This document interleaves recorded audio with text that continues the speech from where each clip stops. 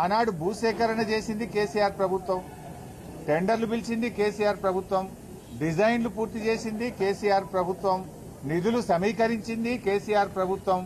ఆ రోజు సెల్లార్తోని మొదలుకొని 6 అంతస్తుల వరకు భవన నిర్మాణాన్ని పూర్తి చేసింది కేసీఆర్ ప్రభుత్వం. మరి 2 ఏళ్ల కాంగ్రెస్ ప్రభుత్వం ఏం చేసిందయ్యా అంటే ఒక 5 ఫ్లోర్లు మాత్రమే వేశారు, ఇంకా పూర్తే కాలే. ఫ్లోర్లు వేయడం, స్లాబులు వేయడం కూడా పూర్తి కాలేదు. నిజంగా బీఆర్ఎస్ ప్రభుత్వమే ఉండుంటే ఇప్పటికే ఏడాది కిందనే ఈ ఆసుపత్రి ప్రారంభమై ప్రజలకు సేవలు అందించేది. రేవంత్ రెడ్డికి ఎక్కడ కేసీఆర్ కు పేరు వస్తుందో, ఎక్కడ బీఆర్ఎస్ ప్రభుత్వాన్ని ప్రజలు గుర్తు చేసుకుంటారో అని కావాలనే ఈ ఆసుపత్రి యొక్క నిర్మాణాన్ని స్లో చేస్తా ఉన్నారు.